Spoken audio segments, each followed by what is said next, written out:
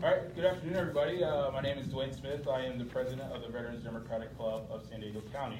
I just want to thank you all for coming in and participating in the 49th candidate, Democratic candidate, Congressional, or 49th, that's a mouthful, isn't it? 49th Democratic Candidate Debate Forum. We also want to thank the candidates for taking time out of their busy schedule to collaborate and come together and have this event happen. This club believes in free civic engagement, so you know what's coming next.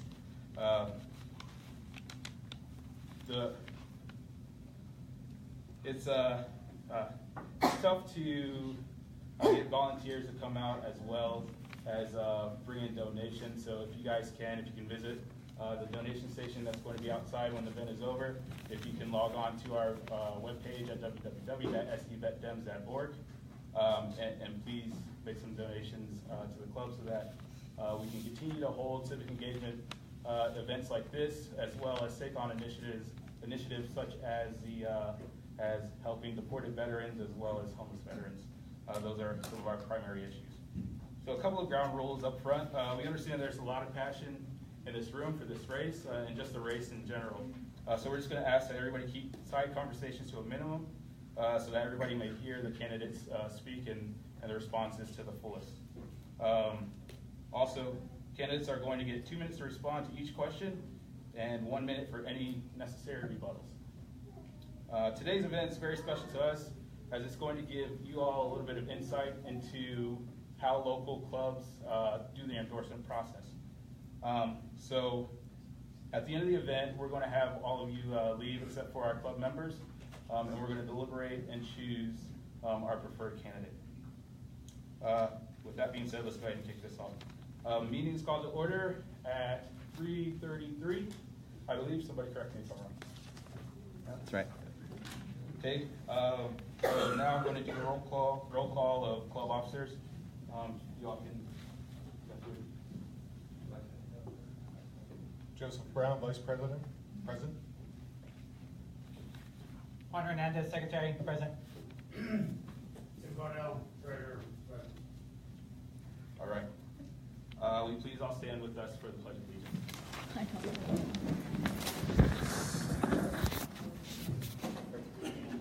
Pledge allegiance to the flag of the United States of America and to the republic for which it stands, one nation, under God, indivisible, with liberty and justice for all.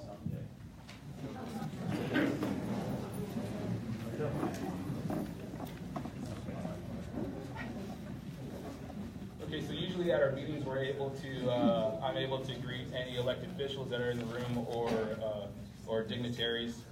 However, just because of the large crowd, if we have any elected officials in the room or dignitaries, please stand at the moment. We'll give you a round of applause.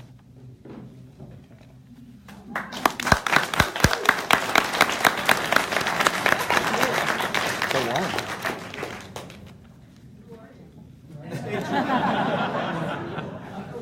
This is our beloved Mark Graysick, water board for Helix County, correct? Yeah, that's right. That's correct. So, Tim? We have.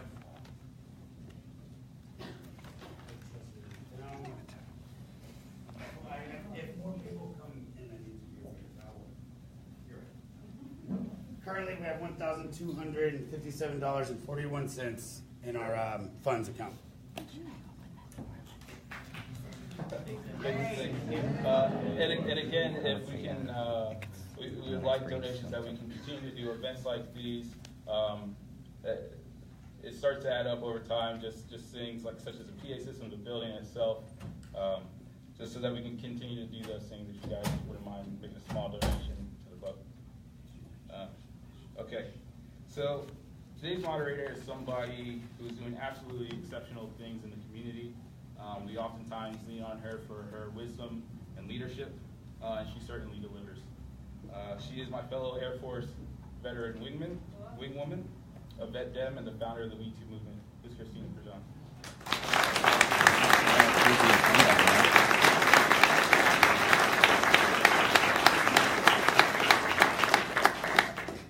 Good afternoon. afternoon, everybody. How is everybody doing this afternoon on Sunday? Everybody excited about flipping the 49th? Really quick, I would like to thank the veterans who are in the room. So if you have served in any branch of the military, please stand up.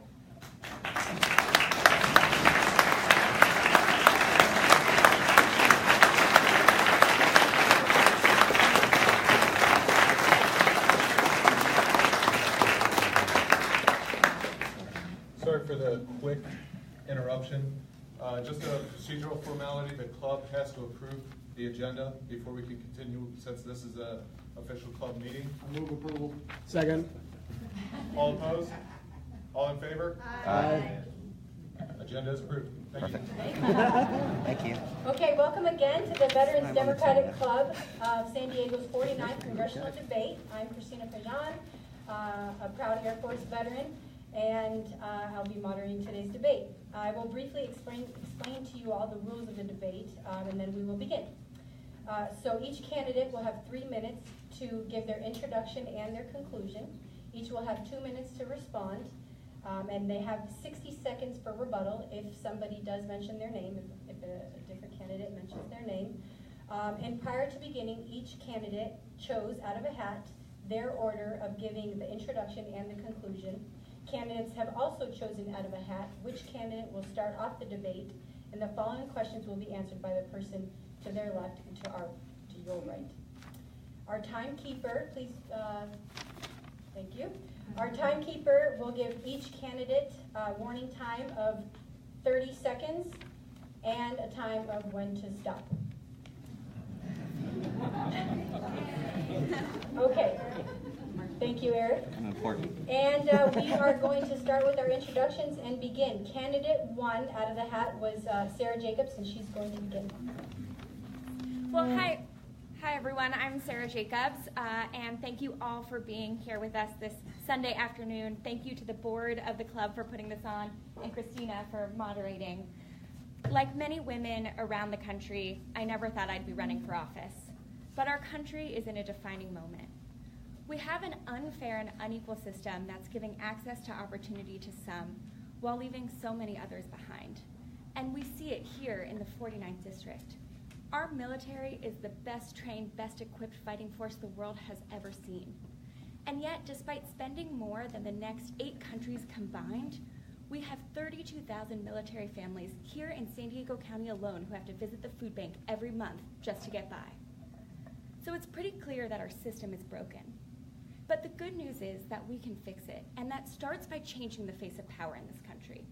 Look, I know I don't look like most of the people that we send to Congress, but that's a good thing, because if we could solve the problems we're facing with the same people that we've been sending, they would have been solved already. We need someone in Congress who understands and has worked in foreign policy. We need someone who knows that they're not going to send our troops into harm's way unnecessarily. I worked at the State Department in the Obama administration. I worked in peacekeeping at the United Nations. I was the CEO of an international education nonprofit and a foreign policy advisor to Hillary Clinton during the 2016 presidential campaign. Now, any of us from the 49th District are going to be freshman members of Congress. But I have the know-how, the policy experience, and the connections to make sure that the veterans and military families in our district get the federal funding that they deserve. That we can finally end military sexual assault, make sure that we're reforming the VA and that everyone has access to veterans' health care services, make sure that we're getting to functional zero on veterans' homelessness. So again, my name is Sarah Jacobs, and I would be really honored to have your support. Thank you so much.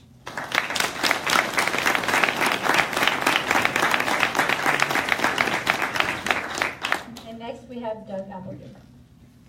Good afternoon. Good to see so many friends. Good to see so many veterans. We left out somebody on the please stand. I'm not going to ask you to stand, but it's always very important that dependents and family members of service members are acknowledged. So I want to say that the Navy Marine Corps team and the Army and the Air Force recognizes how important families are to people who go on combat deployments. And you don't get enough recognition, but you get every bit of the aftermath of war. And I want you to know that that would be foremost in anything I would do relating to veterans up on the Hill, because it's been that way for the last 4 decades for me. So Abraham Lincoln said in his second inaugural address to bind their wounds and to care for their widow and orphan. And just like when we always say injustice for all, there's usually somebody says someday. The veterans are still waiting for someday for that promise made by Lincoln, because we have fallen short as a country with respect to our veterans. Name the war, whether or not it was World War II and the Greatest Generation. My father came home one day just after he got laid off from GM to get a letter that I still have when I was in the first grade that said, "Dear Mr. Applegate, we can no longer find any documentation of your wounds suffered during December 1944 in the Ardennes, and so the VA was always mentioned with an expletive deleted in my household growing up." But there's 2 things I want to talk about today: how we make our veterans and what we do when they come home. That's what's important to this discussion here today. It's not a debate, it's formal. I'm not going to turn it into a debate, but I've got a lot of bones to pick with how our government has treated our military service for my entire lifetime. I became a Marine in '74. Still a Marine, as General Brahms up here says. You don't stop, particularly in this district and particularly in this room, the Pendleton room, that this is a unique district here. We always ask in all of our polling, are you military, active duty, veteran, or do you live with active or a veteran? 64% on all of our pollings that I've done for 3 years answered yes. It is by far the largest demographic in the 49. That's what makes this unique. That's why I truly believe that there's going to be a Marine sitting in Congress to represent you after the 2018 election. And I'm happy to answer all of your questions here today and afterwards right up until the election day on the 5th of June. Thank you very much.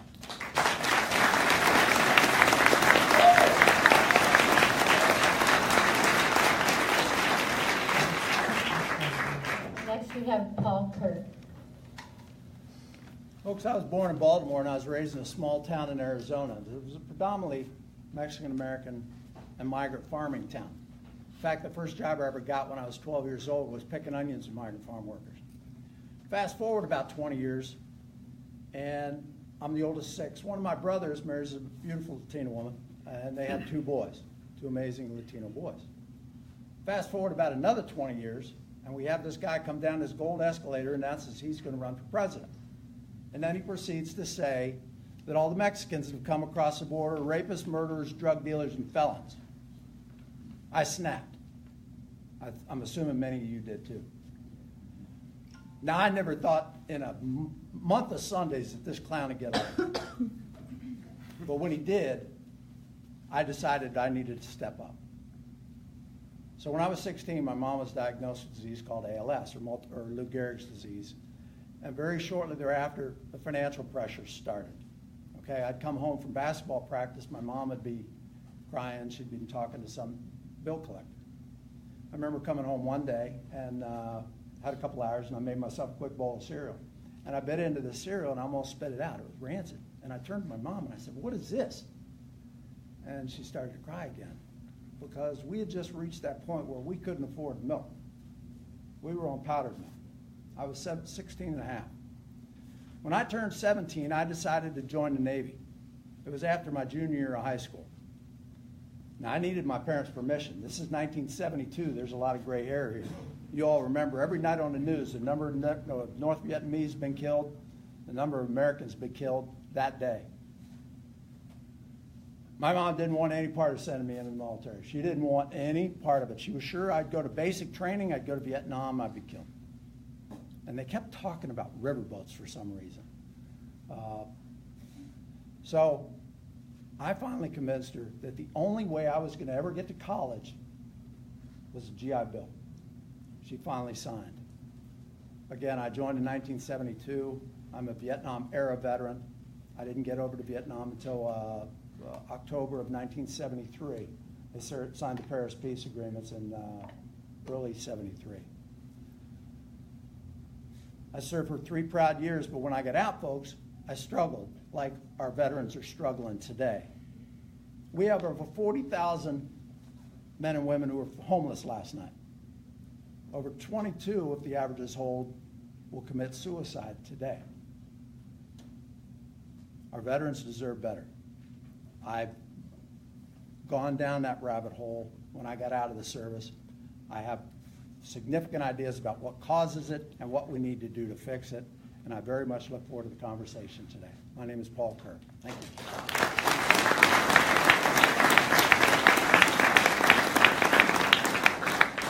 And next, we have Mike Levin. Well, thank you all so much for being here. Thank you to the Veterans Democratic Club for hosting this great forum.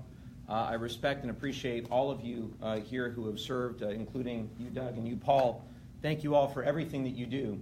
You know, I think that our country is at a crossroads right now, and we have to make a decision collectively as the United States. The decision is pretty clear. Are we going to validate the poor judgment of this president and the Congress that enables his every move, which includes the VA? Or are we going to take a different path, and are we going to remember the values that made this country strong in the first place? The values that my grandparents and my parents taught me. My grandfather was a veteran in the Army Air Corps. He taught me what service was all about. He taught me what patriotism was all about. And he believed that in this country we had to respect and appreciate one another regardless of our country of origin, regardless of our religion, regardless of our gender identity. He passed away a few years ago. He is with me every single day on this journey. His last name, Levin, he could not use in small business because of the anti-Semitism that existed in the 1950s in Los Angeles. So he went by the name Dean in his small business. And I never felt it was right that somebody who had just fought and served and seen the devastation of war couldn't even use their own last name. So when I go out and I see my name, his name, Levin, on a sign, a banner, a button, I hope in a lot of your neighborhoods, on lawn signs in your neighborhoods, don't think of me. Think of my grandfather and the sacrifices that he made and the sacrifices that my grandmother made. On the other side of the family, you probably would not guess, but my grandparents came from Mexico. They came and they worked their tails off. My grandma was only 3 years old. My grandfather was 11. They had 5 girls, including my mom. All 5 of the girls went to college. 3 of them got advanced degrees, including my mom. They taught me that you have to be bold, you have to do what you're passionate about, you have to do what you believe in. That's why I've been a dedicated Democratic activist my entire adult life, and I am incredibly proud of the campaign that we've run. I'm one of the only candidates in the entire country to have been endorsed by the Congressional Progressive Caucus, the Progressive Change Campaign Committee, and Democracy for America. 3 incredibly great progressive organizations that know if we're going to flip this district, we've got to do so with a campaign that is organized and diligent and dedicated and leaves no stone unturned. And what is stunning to me as I go and I walk across this district is we have an election in about 58 days. And the ballots will be in people's mailboxes in about a month. And you would be amazed at how many people do not know that there's an election on June 5th. It is truly scary. So what I encourage every single person in this room to do, regardless of who you support up here on stage, hopefully you support one of us up here on stage, but regardless of who you support, make sure not only that you vote, but that you tell your friends to vote, your neighbors to vote. Everybody go find one young person and get them to vote. Because the only thing that can defeat us is if the progressive base and the Democratic base does not turn out. We've got to get out there. Thank you all so much for having me.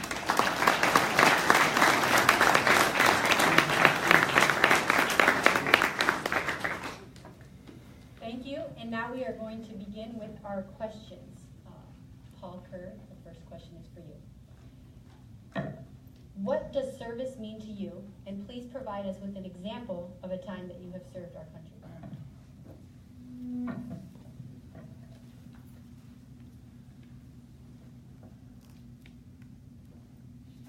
Service, quite simply, in my opinion, is dedicating yourself to some great cause.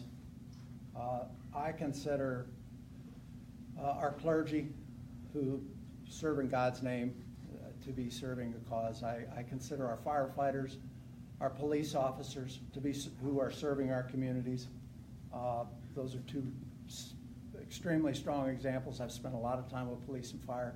It's amazing the things that these men and women do.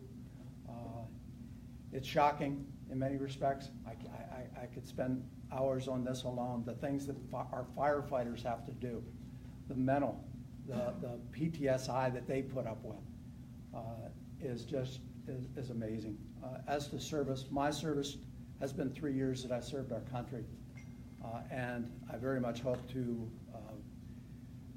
with your good fortune, with your support, be afforded an opportunity to serve once again. Obviously, folks, there's levels of service. In my opinion, if you put your life on the line for our country or our community, in the case of our firefighters and police and sheriff, that's the highest level of service that you can ask of anybody. But that's not to diminish, and I don't mean to, the folks that do work in support of our communities, our cities, our city council members, our mayors, our assembly members, our state senators, the things Tony Atkins is doing. She is truly serving this state, this community, and this country. And I implore all of you to, and I'm sure most of you do, have a way that you are serving as well. Thank you.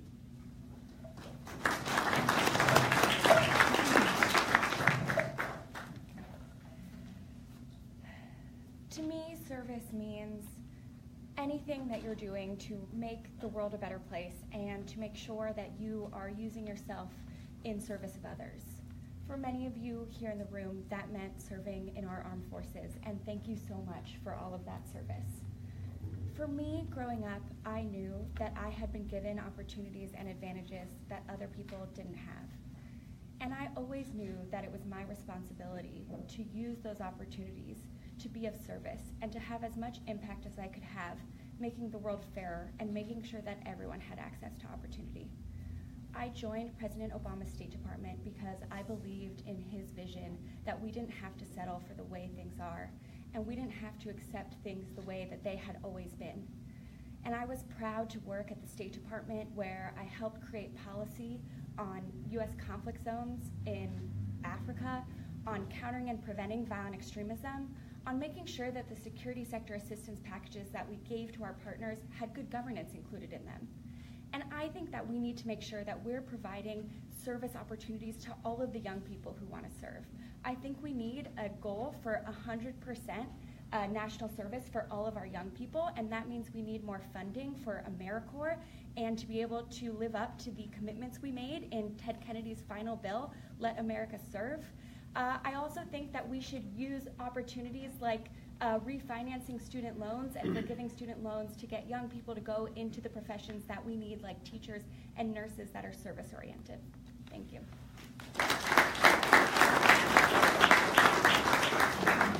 Well, for me, service is simply giving yourself to a cause greater than your own self-interest, and I think that the service of so many of you in this room abroad is the greatest service that one can provide. One of the first people to endorse our campaign was retired Rear Admiral Len Herring, literally on the first or second day, and I was the first political candidate that Admiral Herring had ever endorsed. Was the president of the Center for Sustainable Energy here in San Diego, and he knew that the nexus between energy security and national security is one of the greatest challenges that we face. And he knew that I was committed very deeply in the service that I had provided in founding a major environmental nonprofit organization and in serving on his board for a number of years at the Center for Sustainable Energy. I believe we've got to reduce our dependence on foreign oil and fossil fuels, and if we do so, we can hopefully eliminate a lot of the conflicts in the future that get our men and women in harm's way. I agree completely that we need a new emphasis on national service and full federal funding for programs like AmeriCorps, and a renewed emphasis on ability for civilians to engage abroad to try to make the world a better and safer place. However, I do not believe that military service itself is a prerequisite to serve in the United States Congress. I know there was a candidate in another district, the 50th district, who may have said that or something, sort of approximating that. And I don't think that's necessarily the litmus test that we need for those who serve. If that were the case, no one would have been able to vote for Bernie or Hillary. Everybody would have voted for Jim Webb. I think he was the only one of the Democratic candidates for president that had served. So obviously I think that there are so many in this room who epitomize everything that's right with this country. We have a president, unfortunately, who epitomizes everything that's wrong with this country, and it's time that we have a Congress that stands up to this president and makes sure that we emphasize the goodness, the decency, the dignity of this country again, the world over.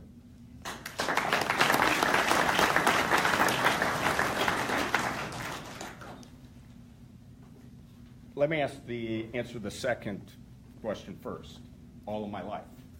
And I say that because I lived with the PTSD that wasn't recognized as PTSD from the moment I was born. I understand what that's about. My father would not have approved of me going into the Marine Corps.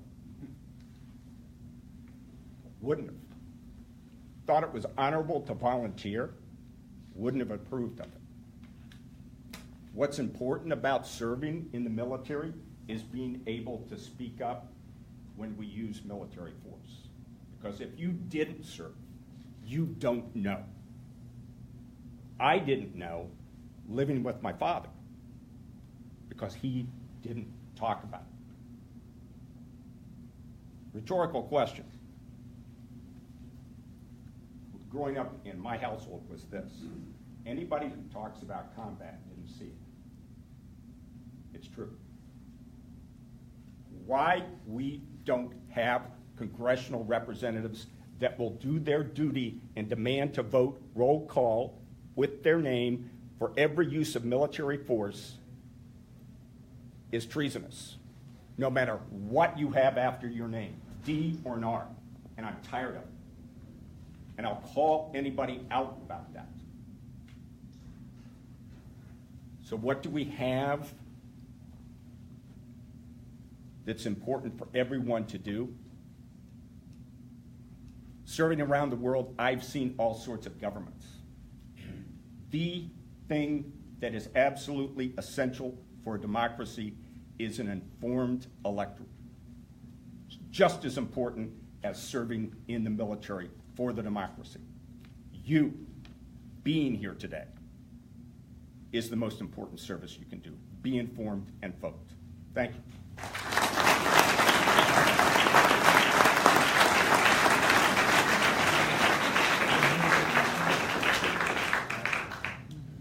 And our next question, which we'll start with Sarah Jacobs.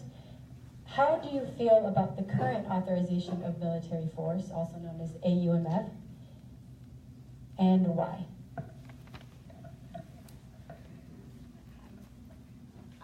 Thank you to whoever asked this question and submitted it because, as Doug said, it's a really important topic, and I think it's something that our next Congress will have to address. I believe that we need to amend the current authorizations from 2001 and 2003. I believe we need to put a geographic scope on it. Right now, the 2001 AUMF has no geographic scope. So we need to make sure we have a geographic constraint on it, and I believe that we should put a sunset provision on it in which it has to be voted on every 5 years, so that you are not making it contingent on who the president is, but on the needs of the war, and long enough for the Department of Defense to be able to forward plan adequately. I think it's important that members of Congress are involved in the decision-making process of the use of force, but I also think that we've seen times where, because of the cowardice of Congress, some things have happened that weren't in the U.S. interest, like when President Obama couldn't get the legal authority to strike Syria in the case of chemical weapons attacks. So I think it's a tough balance, and it's important that we have some of these provisions in place that require voting on a regular basis.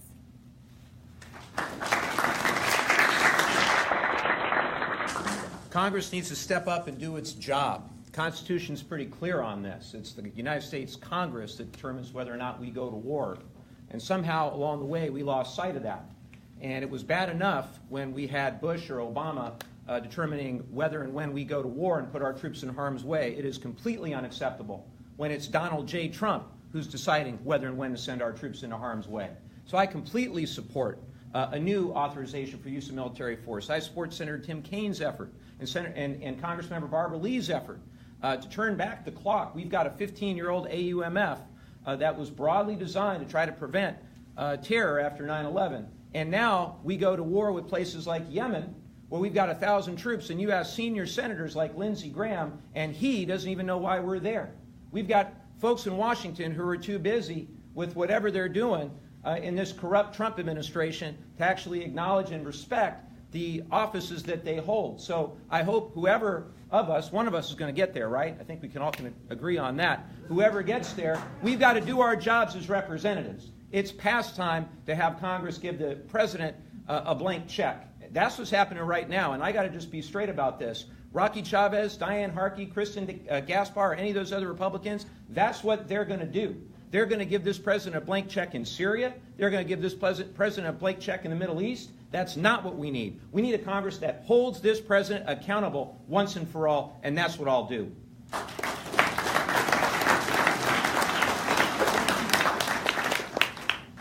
Well, of course, we need to vote on the use of military force, but how are we going to do that? Let's put some leaves on that bare branch, okay? Because what do you think is going to happen next week? What allegedly happened in Syria? Okay, I don't know. I haven't seen any pictures or any confirmation that there's been any use of chemical weapons. I can tell you this, what has gone out on the news tells me that wasn't a nerve agent. That isn't what you expect to see. So you know what I think Congress should do is call witnesses right now. Because I don't know. That's what, it's not just voting. It's not just giving people a blank check. It's just like USS Fletcher in the Gulf of Tonkin. Was it shot at? I don't know. Almost 60,000 American casualties later, I think we know it wasn't.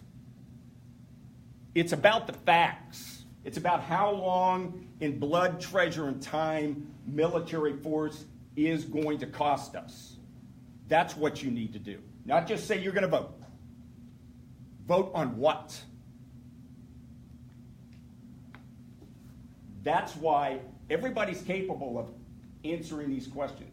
Everybody on the Hill is capable of voting. But I can tell you this, I've been activated twice as a reservist. That is the backbone of our forces today. That's why you don't have a draft. Every time I went, there were both D's and R's that sent me. Kuwait? Maybe. Iraq? Absolutely not. And I hold everybody that sent us into Iraq responsible for that debacle. That's what we need to decide is how we make these decisions. Thank you.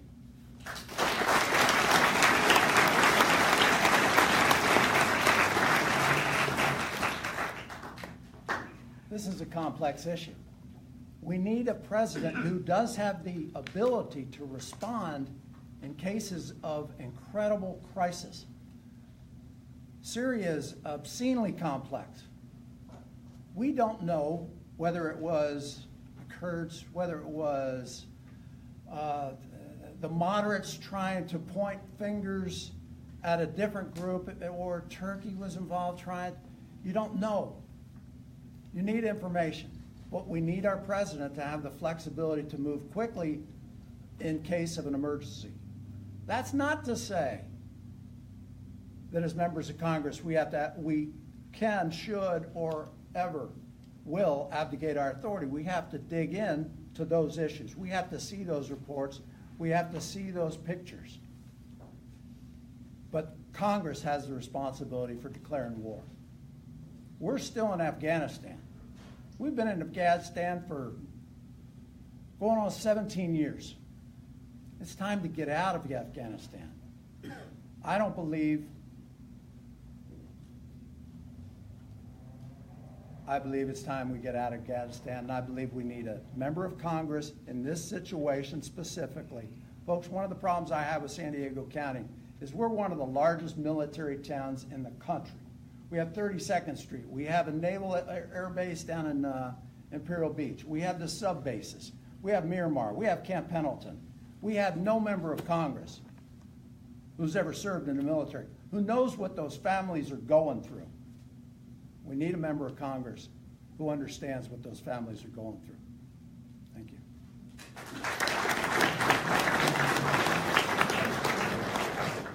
The next is going to start with Mike Levin. What are your thoughts on transgender troops joining and openly serving in our armed forces? What are your arguments for and or against? Well, I think this one's pretty simple. I think that, really the LGBT community is fit for service, period, end of story. I think Donald Trump is the one who's unfit for service. I think we can all agree on that. My cousin, Gay, served in the Navy honorably. There's absolutely no question in my mind that this is yet another ploy by the Trump administration to try to pick apart and drive a wedge into something that should have nothing to do with politics, one's ability to serve, and he's doing it for purely political reasons, for much the same reason that so many have used anti-LGBT rhetoric in the Republican Party for far too long to try to score short-term political points and divide us and gin up fear that otherwise shouldn't exist. We've got to put a stop to it. We've got to have members of Congress that are willing to stand up and aggressively refute this president and this administration when they say things and do things that are patently untrue and that are based on lies and exaggeration and intolerance and division. We've had enough of it, and it's not the foundation upon which this country was based. I believe this country was based on that basic premise that we are stronger when we appreciate one another, regardless of our differences. And when we start dividing on the basis of those differences, that's when we don't resemble the United States of America anymore. And I would offer to you that that's what this entire campaign that Trump ran with his red hats that said, "Make America Great Again," he was referring to an era that never existed, but an idealized notion that he himself wanted to devise, one in which we were divided on basis of race, class, gender, gender identity, religion, country of origin. We've got to reject it in all its forms. And I've got to tell you, if we don't reject it this year, in this election, if we validate the course that they're on, they're going to take over the Supreme Court. They're going to take over the federal court system. They're going to undermine the progress that we have made under President Obama. With Democrats in charge, we can turn it around.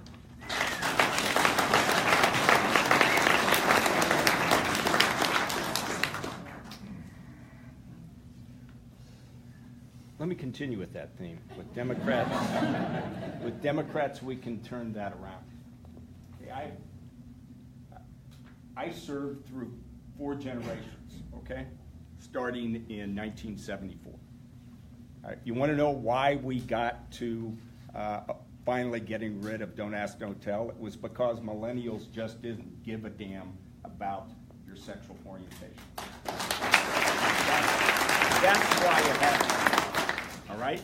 Because about 300 generals signed an open letter saying that we were all going to hell in a handbasket if that went through, and it went through by executive order, getting back to what Democrats can do, and the next day until now, nothing happened. All right? Sexual orientation, whether you're transgender or not, that's existed since Christ was a corporal in the Marine Corps and the services. We've dealt with that, all right? We've dealt with that, quite frankly, a lot better than the civilian community has. But what we didn't do was enact legislation when we had an opportunity to do it, when Democrats controlled the House, the Senate, and the White House. Okay, we need to stop doing things by executive order that can just be switched back to the next administration. That's what we have to do. Because let me tell you something, the military is going to accomplish their mission. All right? It's a question of how much it's going to cost us in blood and treasure, because sometimes we aren't well equipped. Sometimes we don't get the support we need. But the mission is still there. We're still given that mission. Men and women that serve in our armed forces will continue to do that. We need to create foundation about what we can count on, okay? We need it. You need it for manpower. And that's what the next Congress should deliver. Thank you.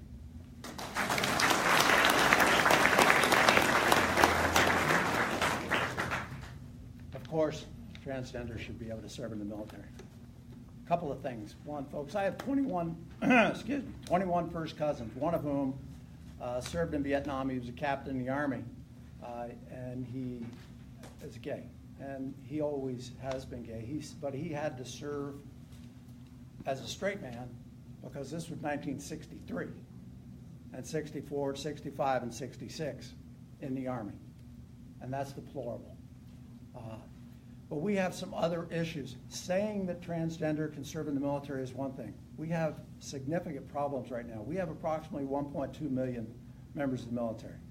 Approximately 200,000 of those are women. 1 in 4 of those women will tell you they've been sexually assaulted. Okay? That's about 50,000 women. More men than that have been raped. And it's by and large because they're homosexual. This is a problem that has to be dealt with. It's not as easy or as simple as saying, yes, transgender should be allowed to serve in our service. Because there are many other socio issues that go along with this. You've got an old boy's attitude, you've got a macho attitude, and it's alive and well, and we have to deal with it. We can't just say, yes, all are welcome to serve. Of course they are all welcome to serve. Anybody that will put on a uniform and go with me, yes, I'll go with them. But we have significant other issues that we have to address along the way.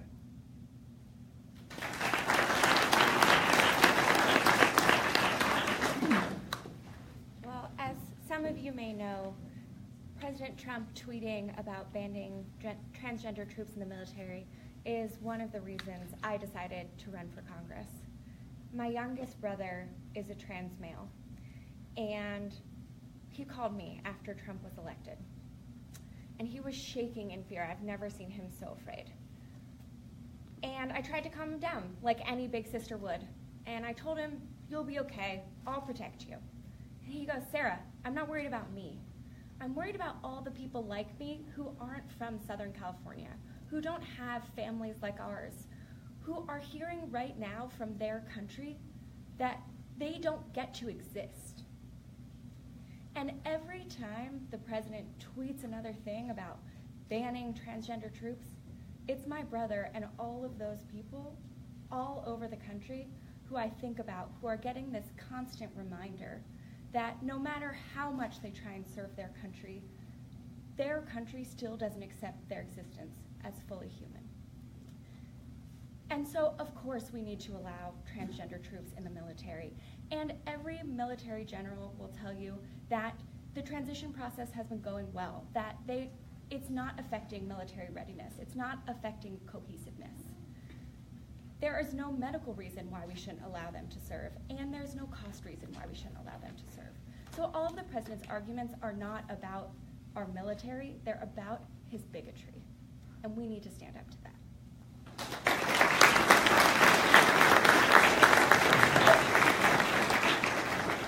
This next one is going to be started by Doug Applegate. There are currently 2 million women veterans in the United States today, and women veterans are the most invisible members of military service. If elected, what would you do to address that? And what steps would you take to address sexual assault in the military and retaliation against survivors? Well, listen, they've never been invisible to me. And I actually, General Brahms and I were just talking before this started about the presence of women in combat AOs, areas of operation, because I saw them everywhere in Iraq, and I was in Baghdad, Ramadi, Fallujah, out to the Syrian border, and they were in every combat outpost, every COP that I went to, and they served. And everything in Iraq, as is in an insurgency conflict, in the combat zone. So, and that included soldiers I was with the Ready First, the 1st Infantry Division in Ramadi, as well as in every Marine FOB, forward operating base, that I was at. So they're there. I was one of the ones that said, hey, we need to open up all our MOSs, military occupational skills, to combat arms. If you can pass the training, you should be able to go. Sexual assault is something that, this is what needs to happen. We need to have a different structure of military discipline. And there's two theories on this. One is the commander needs to control that in order to maintain effective good order and discipline. I've said, both as an infantry officer as well as a judge advocate, nope. Create a second chain of command for that, separate convening authority. That's the individual that determines whether or not charges are filed. Put it in a different investigative chain. So the commander is actually out of it altogether. And that's what's going to be necessary. I'm a bit of a pariah in the Marine Corps, as is General Brahms, who just left, because we're some of the few people who do that, to advocate that. But I've advocated it within the Marine Corps. And that's what it's going to take to address the sexual harassment in the military across the board. And Congress needs to enact that as a law. That's how we're going to fix it.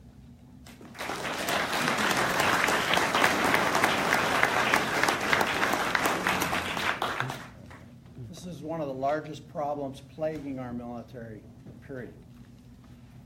And unfortunately, the people at the top are 60, 70 years old, and they have an older mentality, and they just don't get it. And the only way they are going to get it is if you have an independent authority who comes in and says, this will stop. There's a zero tolerance policy from the top, and by the top I mean Congress. I want a seat on Veterans Affairs to address that side of this issue. I want a seat on Armed Services to address that side of this same issue. We can no longer have someone who's been sexually assaulted have to go to her commander and report this, or have to go to his commander and report this. It has got to be an independent. This is long since overdue. We've got to make these changes. We've got to elect somebody who understands these changes and will fight and work to get these changes done.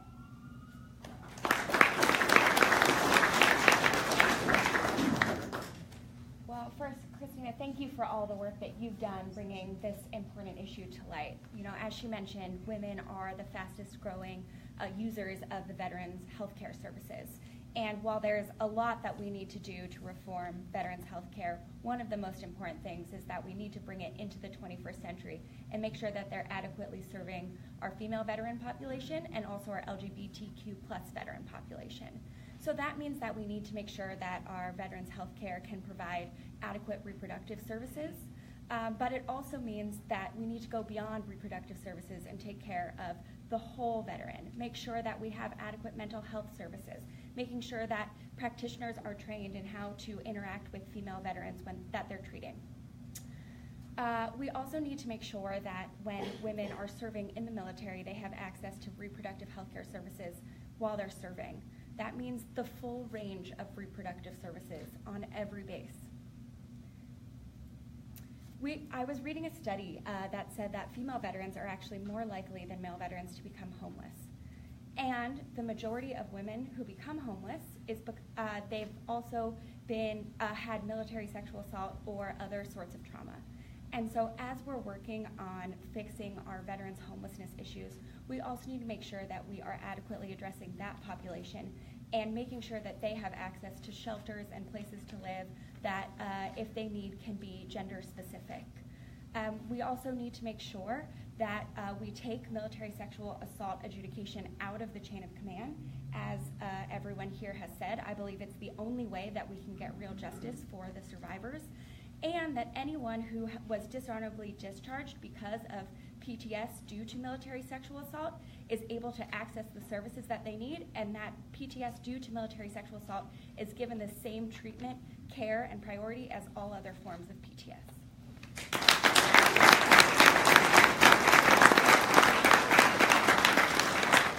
So I think this is fairly simple. I think we need more women in positions of leadership in the military. I think we need more female flag officers. I think we need women running the show, because the problem is one of toxic masculinity.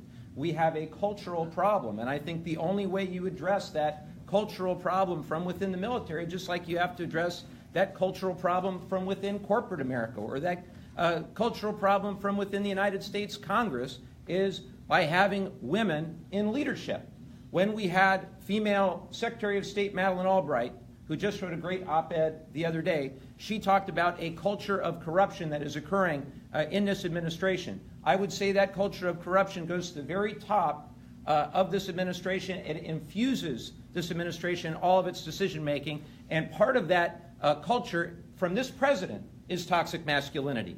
When he attacks on Twitter or otherwise every woman that he can, and we saw this in the campaign, there were the warning signals all over. Remember the first debate with Megyn Kelly and the attacks that went on back and forth? You want to talk about a culture of toxic masculinity, and then you wonder, why is it that so many across society are now in a, not just a Me Too, but a We Too? And I also thank you, Christina, for all the work that you're doing, because it impacts every single one of us. And when I think of sexual assault, whether it's military sexual assault or in our House of Representatives or in our companies, I'm the father of a young daughter. I shouldn't have to be the father of a young daughter to know that sexual assault and sexual violence in all its forms is abhorrent, and we need zero tolerance across the board. And I totally agree that we need those services for those, whether it's in the military or not, who go through very difficult circumstances. We have to absolutely do all we can to try to correct this problem. If we don't, it will be one of the defining missed opportunities of a generation.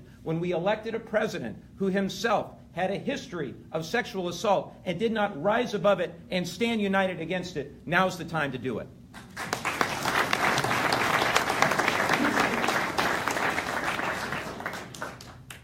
Thank you. The next question starts with Paul Kerr. What gun safety measures will you support if elected? Will you support banning of military-grade weapons, i.e. assault rifles?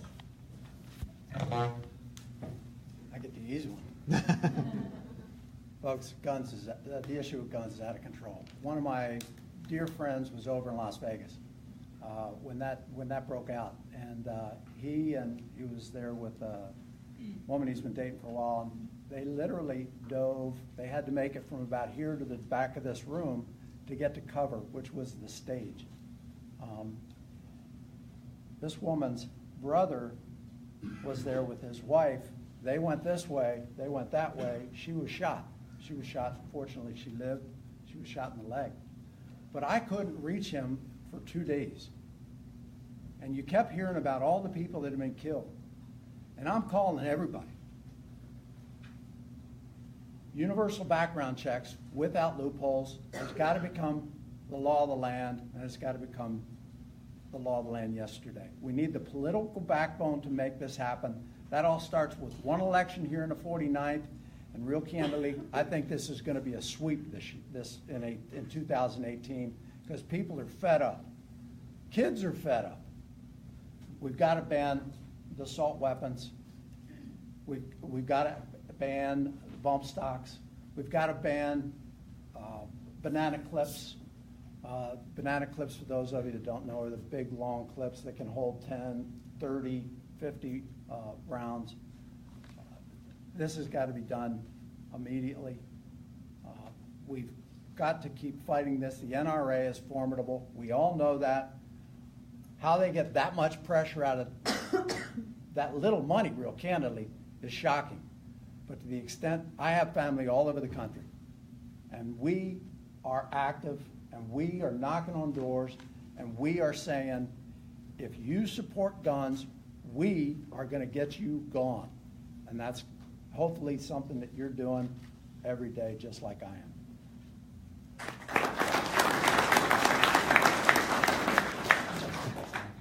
Well, like many of you, I've been so inspired by the activism of these young people who are really stepping up and changing the conversation about how we're talking about gun violence prevention. I was honored to participate in the March for Our Lives, and the next day a group of high school girls from the area reached out and asked if they could meet with me because they wanted to talk about how they could take that activism from the march and turn it into real political change. And talking with them and their parents was one of the greatest moments for me of this campaign so far. And I really do believe that these young people are the reason that this time will be different and that we'll actually be able to pass sensible gun violence prevention reform. What does that look like? It means that we need to ban military-grade weapons from our streets. We need to ban assault weapons, and we need to make sure that we can hold gun stores and gun manufacturers accountable for the deaths that happen because of their negligence. We also need to make sure that we close loopholes like the gun show loophole and the loophole that allows you to get a gun if the FBI doesn't finish your background check in 3 days, even though presumably if it takes longer than 3 days, it's because there's probably something we want them to keep looking into. We also need to talk about how the intrinsic link between gun violence and domestic violence. The majority of women in this country who are killed by a gun are killed by their domestic or intimate partner. And if you look at the perpetrators of mass shootings, whether it was in Parkland, whether it was the Pulse nightclub, or whether it was in Las Vegas, they all had histories of committing domestic abuse. So we need to work more upstream and make sure that we are working to prevent domestic violence as a way to prevent more gun violence.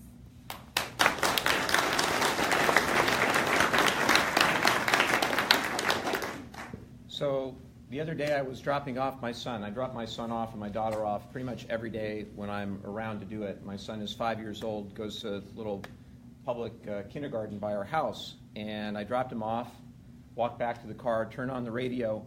It was a few Mondays ago, and I heard Trump speaking to the Conservative Political Action Conference talking about how we needed to arm teachers.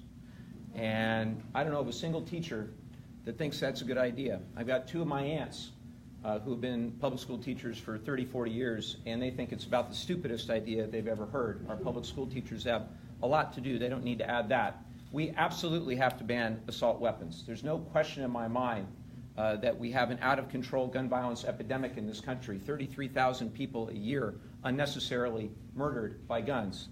The impact of gun violence has made its way to my family, to my wife's family. We've got to act on fully funding the research in the Center for Disease Control to make sure that we understand the dynamics of that epidemic. But we've got, unfortunately, an incredibly powerful NRA that is no longer representing the interests of the vast majority of gun owners. About 40% of the people in this district own a gun. Most have a handgun for self-defense, or they like to hunt. They have a hunting rifle. That is vastly different than what the NRA wants to do these days. The NRA is all about the corporate gun manufacturer developing the next big thing that they can sell in mass quantities, like the AR-15. And the vast majority of these gun violence incidents are because of these weapons of war. We don't need the ammunition. We don't need those weapons of war. This is a huge difference between us and the Republicans in this race. Diane Harkey and Rocky Chavez both have a 93 out of 100 lifetime rating with the NRA.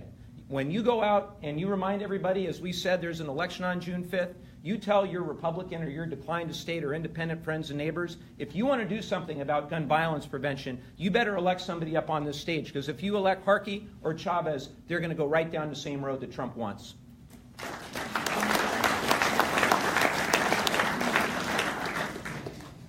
You want to do something about gun violence? Get somebody that can speak with authority about it. What everybody has said, it's real easy what you need to ban, what you need to get rid of. Hey, I carried an assault weapon along with everybody from Vietnam forward in this room. Okay? We don't need to be told what a high velocity 5.56 will do to a 6-year-old child. You need people that are going to spend political capital. No to the money. Let's correct something. Almost $500 million was spread around by the NRA in the last presidential election. And it's going to be more this time. They're not done.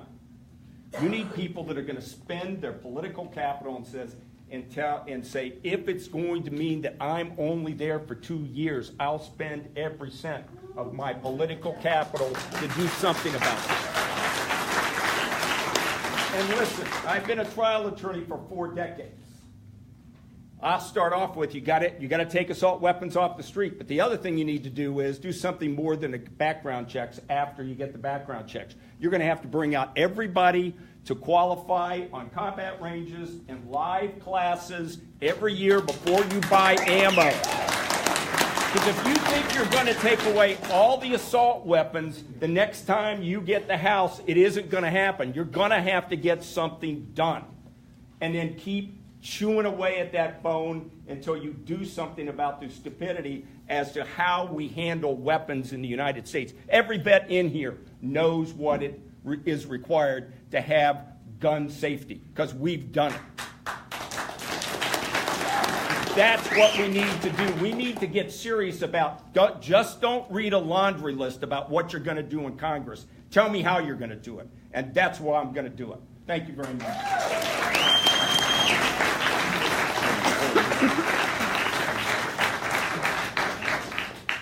Our next question will be started by Sarah Jacobs.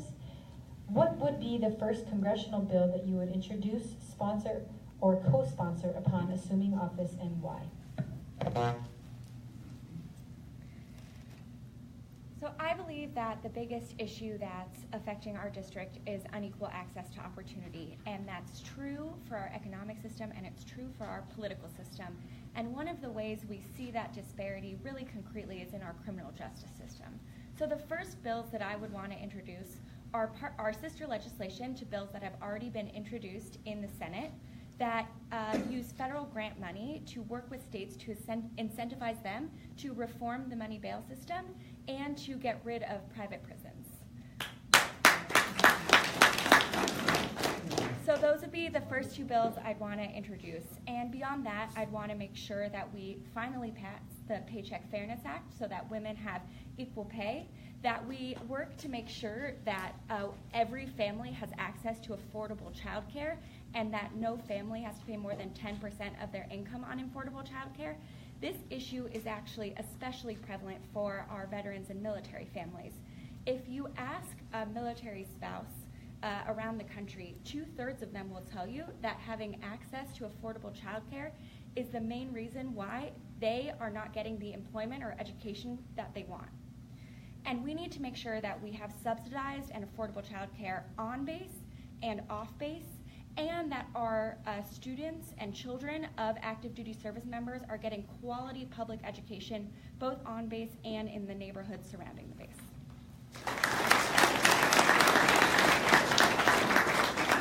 So on the very first minute of the first day, I would co-sponsor H.R. 676, single-payer Medicare for all. I think that we absolutely have to get it done. And if this Congress, if we take back the Congress and we can't get single-payer health care done, we're going to go another generation with the big health insurance companies ruining our health care system, unfortunately. And that's what this president wants to do. We've seen that with the removal of the individual mandate from the tax bill that passed. What we need to do is ultimately, I think, get our country on a course towards 100% renewable energy. So I would also, on that first day, co-sponsor legislation from Jeff Merkley and Bernie Sanders and others for 100% renewable energy in our country. It's been a great personal and professional passion of mine to see us reduce our dependence on foreign oil and on fossil fuels. I think that everybody here who lives in San Diego knows that we're way ahead of the curve on this issue. We are at the forefront of clean energy innovation in this district, and I see it not only as the right thing to do from an environmental perspective, but I see it as the right thing to do from an economic perspective.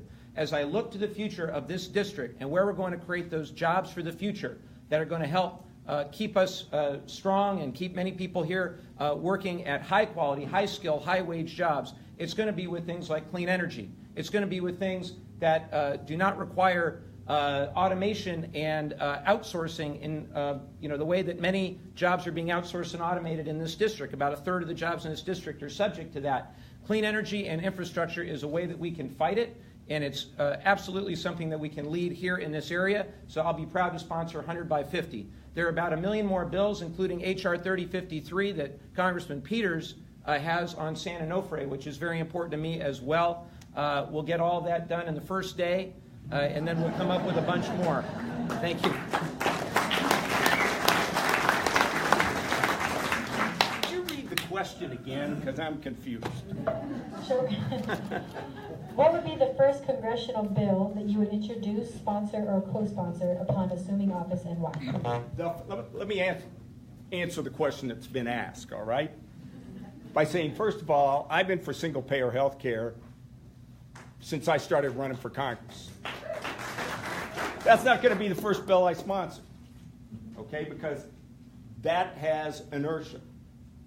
The other thing that I've talked about is that we need to do something about clean energy.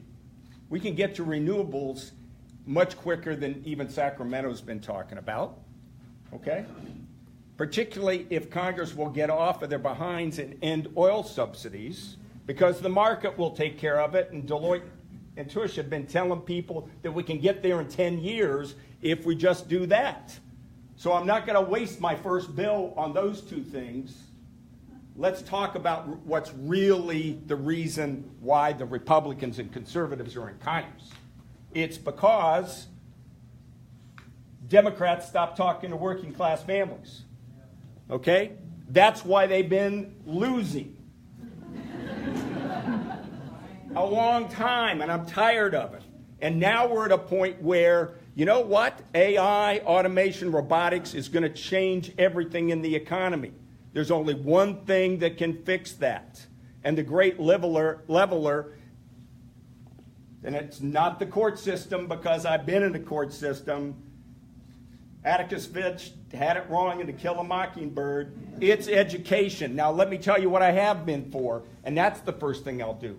Start earlier, go through apprenticeship and college through 16 years. But that's not going to be enough for where we're headed. Look, talk to the people at Apple. Talk to the people up in Silicon Valley. It's education throughout our lifetimes. Otherwise, we'll all get run over, and the middle class will be dead, and our democracy will be dead. That's the first bill that I'll co-sponsor. That's it.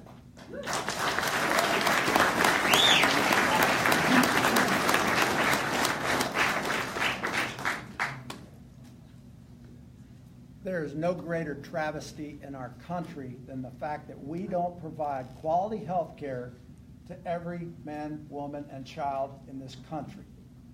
That'll be my number one effort. Medicare for all. Expanding it so we cover everyone in the country. It's not going to be easy. It's going to take political capital. It's going to take effort. It's going to take negotiation. It's going to take some very intelligent people getting involved with the structure and the process, but there is nothing, in my opinion, more important for us to do as a country than pass universal health care. But since everybody else covered a couple other things, I'm going to cover one other thing that's incredibly important to me, folks. When I got out of the Navy, I didn't have a job, I didn't have any training or skills that were applicable for civilian life, and I didn't have a place to live. I asked a friend of mine if I could live in his garage while I looked for work. I had $1,500 to my name, and I didn't have a job, and I couldn't go home. My mom had passed away, and my dad was struggling with 5 kids. Best job I could find was as a busboy. That's still going on today. You get out of the service, you walk to the gate. Now they spend a whole day talking to you about budgeting and how to find a job. Oh, they spend a whole day. Are you kidding me? We need to create a system, and this is what I'll propose, and this is my number one bill. Basic enlistment's 4 years. I want it to be 4 years and 4 months. At the end of that 4 years, you're discharged from that active duty assignment, but you're still in the Army, Navy, Marine Corps, Air Force, or Coast Guard. But you transition to a facility where you're going to pick up a skill or a trade. You're going to get introduced to all the trades. And I've talked to all the trades, and they will. Some of them have programs, helmets to hard hats. There are some things that are out there, but you kind of got to find them by, almost by accident. Maybe you know a friend that talks to you about one. Maybe you happen to be going to Camp Pendleton, where in fact they do have access to this. But maybe you're down 32nd Street and you have no idea it's available. We've got to fix the problem with what's happening with our enlisted men and women, because over 22%, I'm sorry, didn't see it. I got her holding up the microphone. We've got to solve the problem by which our military transition. This is the way we do it.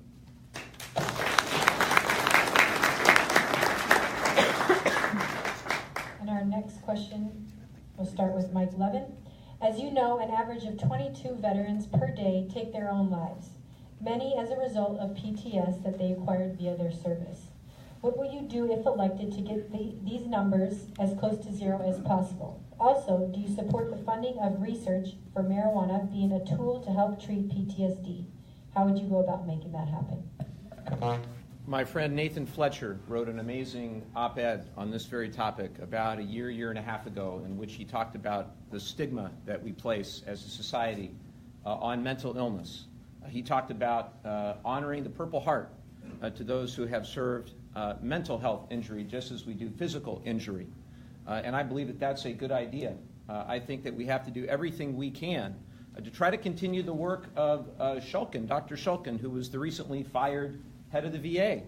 They actually did a lot of all the Trump appointments. We've had some really bad Trump appointments. I actually thought Dr. Shulkin was doing a pretty good job, and that's probably why he got fired.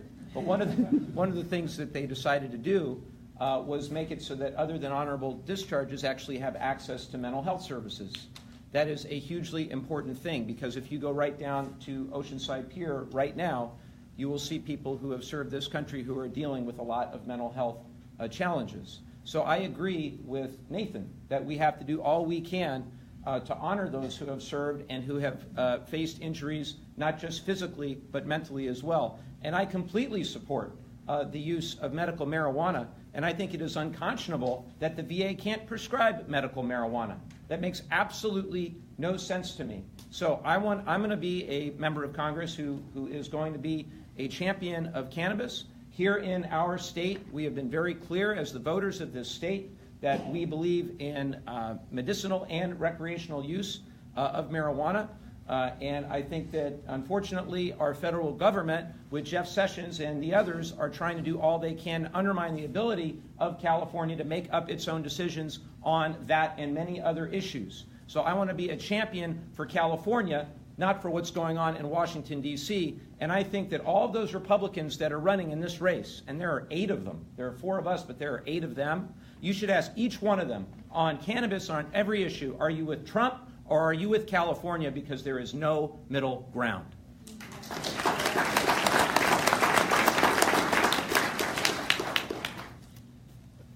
Medicinal use of marijuana, I've been talking about that for 3 years. I've always said the same thing. Research, regulate, and tax the hell out of it. All right? But here's the biggest problem with that, just so everybody knows, because I've been writing opinion letters on that for over 15 years. You can't do it profitably anywhere in the United States, medicinal or recreational, because the IRS can tax you if they choose to make you a target on your gross revenues, no expenses. All right? That's the big reason why we haven't moved forward, other than Colorado. But let me tell you about the VA loophole that nobody talks about. We were supposed to do a study on Vietnam veterans. We did it a long time ago when we first started out after the Vietnam War. And it's on the mortality and morbidity. Because it's not just mental health care. It's what's gone on to every generation of veterans that I know of. Okay? There's always something. The Vietnam vets, it was herbicides. It's dioxin. It's the most toxic substance known to man. You want to know why there's the 22 suicides? Because they suffer from every cancer you can think of and a lot more. And we aren't doing the study that we promised to do. And the VA, even though they swear an oath to protect and defend the laws and the Constitution of the United States, they haven't done that. And that's the first thing they need to do to get to the issues about why there's 22 vets a day. And the average age of those suicides, hey, it's not millennials. It's guys that are older than me. All right? Because they're dealing with the healthcare system that in most places in the United States is not effective. Okay? It's not like San Diego where we got naval hospitals, a medical school, a VA center, and we've got 13 VA clinics. That's the loophole we need to clear, and we get back to what I said at the beginning. bind their wounds. That's what we need to do.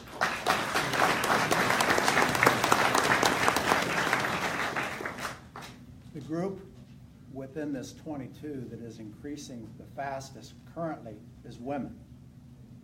The current theory is that women are now on the front lines. They're seeing death.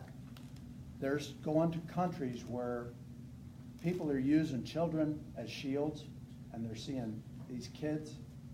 They're seeing horrific things that no one should see. And so you have an increase in suicide rates. I'd like y'all to think about something. I'm not a big political, correctness kind of guy, but I'd like to stop using the term PTSD. It's the D that bothers me. It's not a disorder, okay? If you saw the shit that these people see, that our firemen see, our firefighters, see on a daily basis, can you imagine giving CPR to a child 50, 60 times over a 20-year career and then having children and not suffering PTSI injury? I'd like you to consider eliminating the D in that, for starters.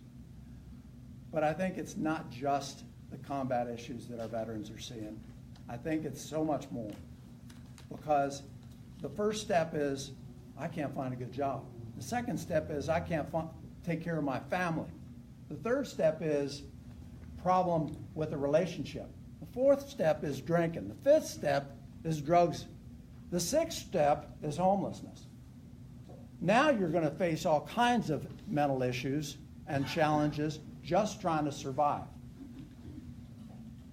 We have to address the entire person. And that experience starts with the transition from military service, because, oh, by the way, over 98% of the veterans who commit suicide are enlisted men and women. It's 98.6, the most recent year we have data, 2015. Enlisted men and women. It starts when they can't find a job, when they get out of the service, and it's a spiral. Folks, I've stuck my neck down that rabbit hole. I didn't get stuck. I'm not one of the 40,000 that were homeless last night, but that's where it starts, and that's what we need to start to correct the problem.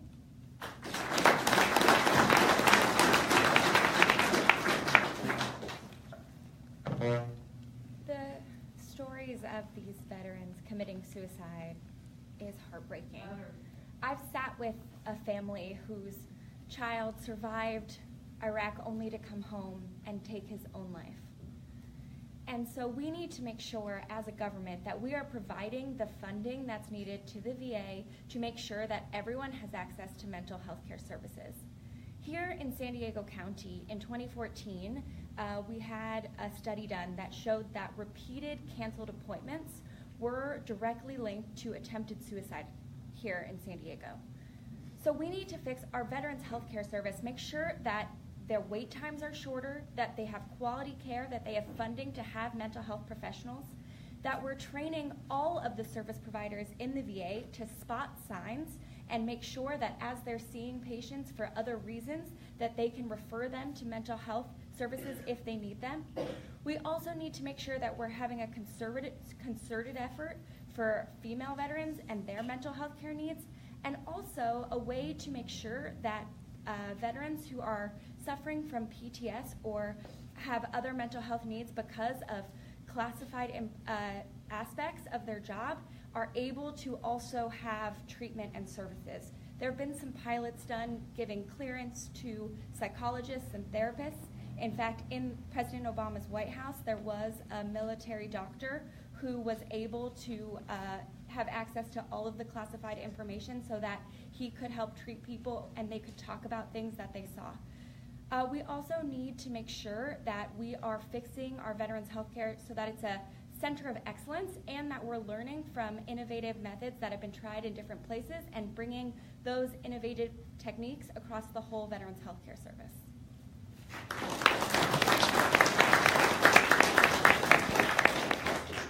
And next, we'll start with Doug Applegate. What is your position on compulsory military service and why? First of all, let me give you some bad news. Okay. vets in this room know that we had 500,000 troops in Vietnam at the height of the war. We did just as much destruction in Iraq, which is a larger AO, no triple canopy jungles, but we did it with basically less than 150 troops. Here's the scary thing about that. That means that America, when you look at vets, you're looking at less than 1% of our population. Those of us who have a little bit more gray hair know that there's a name of somebody we knew back in our hometown that died in Vietnam or the wars before. You don't have that now. That scares me, okay? It's too easy to go to war now because we've automated it. We're very good. We hit what we shoot, particularly when it's a second or third-rate military opponent. I think we should do something about compulsory service, but I don't see a need. I look at this the same way that now that my father did. I might get ticked off at my son and say, I got some yellow footprints for you to stand on down at MCRD, but I don't think he needs to serve in the military. I think people need to serve, but not in the military. We can get the job done to protect our country. We need to be more involved and invested in it, and that starts with Congress doing their duty and getting involved and asking the right questions and voting. That's what we need.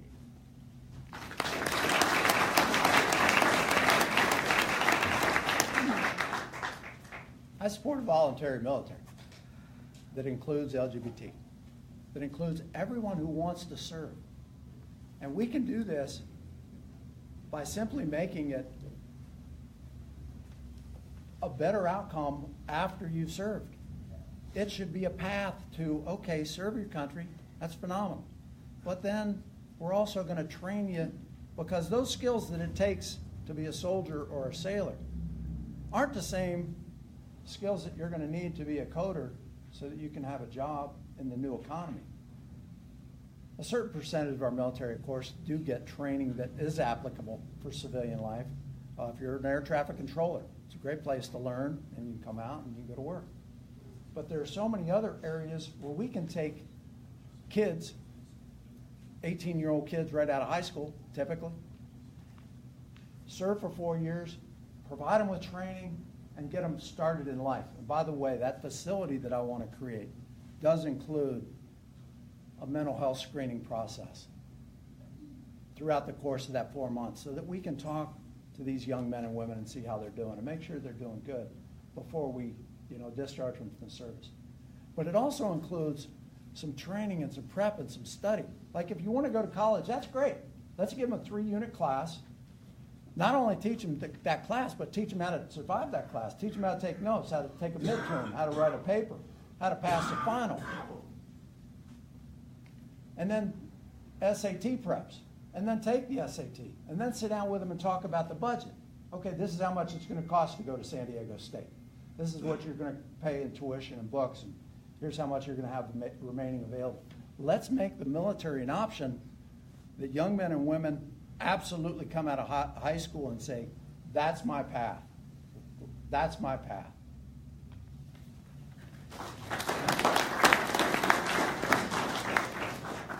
I support an all-volunteer military. Our military is the best trained, best equipped fighting force in the world, and it's all volunteer, and I believe that we can continue to be a leader in the world stage with that all-volunteer force. But there's more we can do to support them. I'm glad this Congress passed a pay raise for our military service members, but there's more that we need to do to have real military readiness and preparedness. And a big component of that is making sure that we're taking care of our military families. Because how can you concentrate well on your job overseas if you're worried about your family back home? So we need to make sure that military families have access to affordable childcare, that military spouses can have employment even if they have to move across multiple state lines and keep their credentials. Make sure that the children have good educational opportunities both on base and off. that we are, for instance, allowing families to stay a little bit longer on a transfer schedule so that the student can complete his school year and not have to move to a new school mid-year and have to make all new friends. Thanks for the clapping, Margie.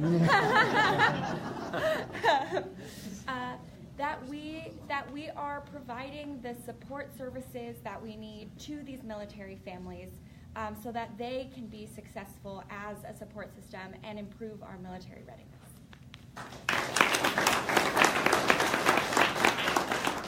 So I think this goes back to the earlier question about service, doing something greater than your own self-interest. I don't believe that we need compulsory military service, but I do believe that every single man and woman in this country needs to do something greater than their own self-interest. And I truly believe that one of the great programs we've got are those institutions that repay student loans if you go into public service as opposed to for-profit corporations. I think that we need to do more of that. We need to provide more bridges to service opportunities for those who are interested. We need to expand funding for things like AmeriCorps, reinvigorate the Peace Corps and Teach for America. Try to get more and more people, not just to jump into the largest investment bank or consulting firm or big business when they graduate because they have a mountain of student loan debt so high that they can't see straight and at interest rates higher than a lot of the big banks are paying.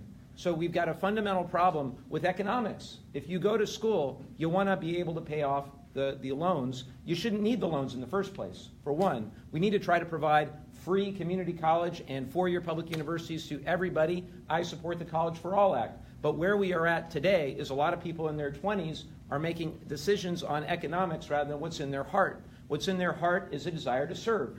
So what we need to do is make sure that we broaden those opportunities for everybody. And I agree with what's been said about childcare.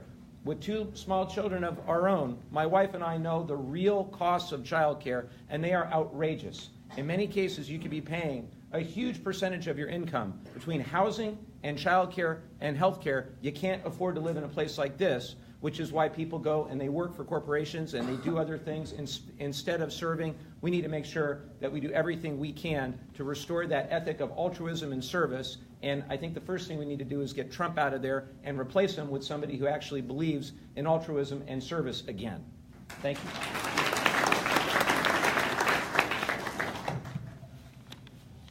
Next question, we'll start with Paul Kerr. What are your thoughts on the privatization of the VA? Please explain your reasoning. This is the same theory that I have about just we have to attack issues on multiple fronts. We have a problem in the VA because you have veterans all across the country that need access to services, and they don't have access to readily available access to veterans facilities. They have to be allowed. If you're living in Montana and North Dakota and some of these other places, you know, we're blessed here in San Diego. We have phenomenal veterans facilities available, be it La Jolla or Balboa or now the facility at Camp Pendleton. But that's not the case all over this country. I oppose the privatization. I want to be clear. I oppose the privatization of the VA. I'm a supporter of Medicare for all. We need to provide a health care system that covers everybody in the country. But we need to make sure, in the devil being in the details, that one of the details that maintains particular importance is how we treat our veterans. They have very special needs, be it mental health, be it physical rehab, the other aspects of the healthcare process that is entailed with veterans who've been injured in war. So I absolutely oppose the privatization of the VA, but Medicare for all for the entire country, while reserving a component that specifically addresses and takes care of the needs of our veterans who serve our country. They have very unique needs. They can't get lost in this process, and I will make sure that they don't get lost in this process. I have a sister and brother, my brother and sister-in-law. My sister-in-law just retired after 32 years as a brigadier general, and they rely on TRICARE. So we have to maintain these services and keep them available for our veterans and the retirees.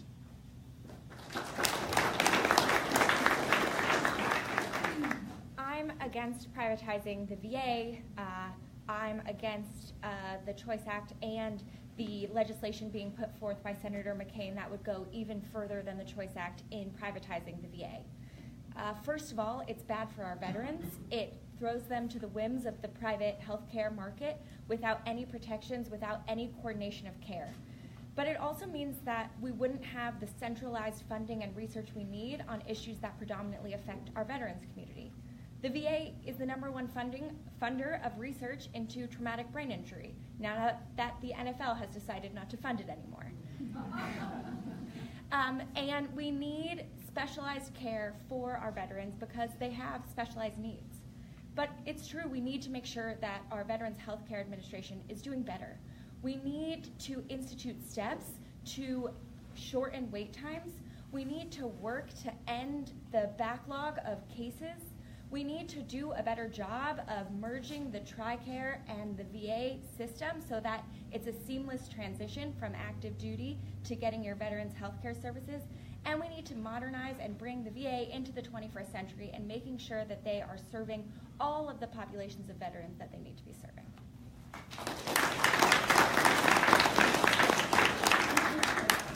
So this is a cause for incredible concern, should be to everybody in this room and to every American that's concerned not only with the privatization of the VA, but the privatization of our public sector, period, because that's what's going on here.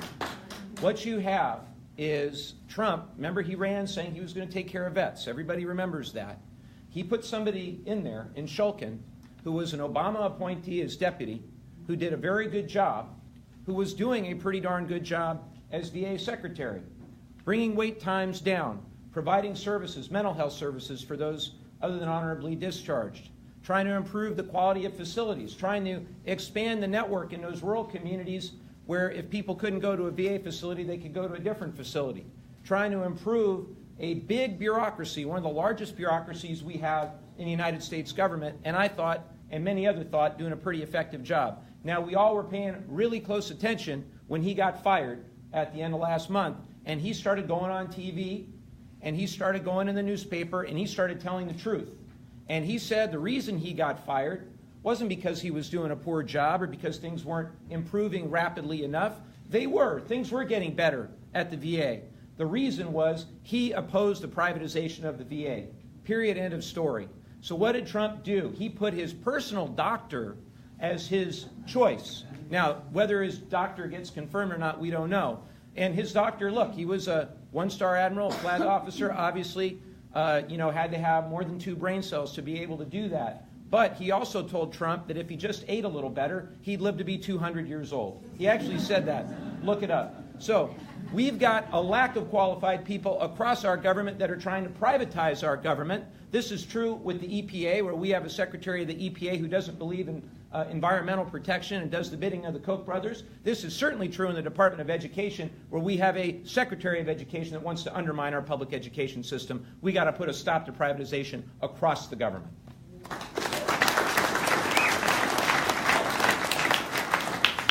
2 minutes to fix the VA healthcare system. Got that? Right? Okay. Okay.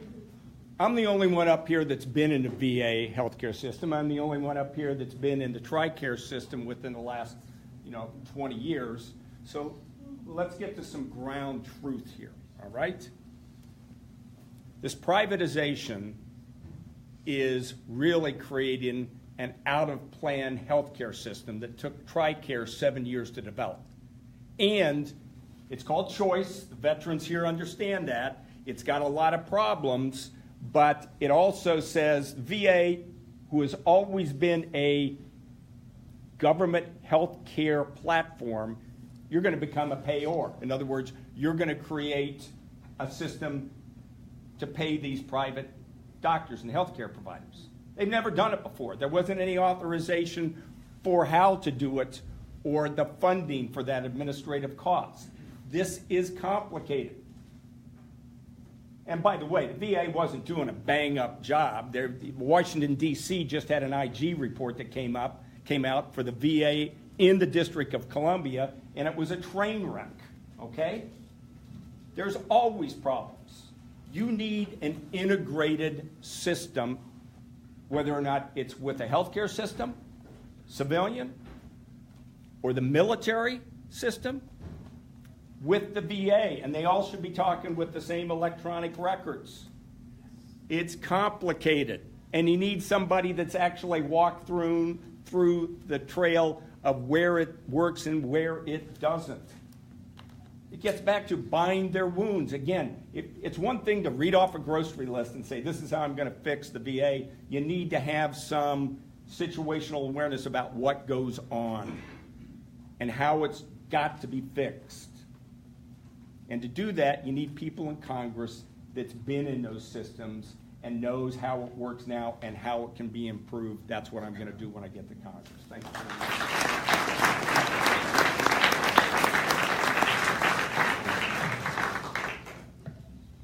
Next question, we're going to start with Sarah Jacobs. Would you sign a pledge right now to assist and promote efforts to grant citizenship to deported veterans? If not, what would you do? Yes. I'm actually going to Mexico on April 15th with some of our friends here in the audience to visit deported veterans. This issue is heartbreaking. If you served this country, you deserve to be able to live in this country. Full stop.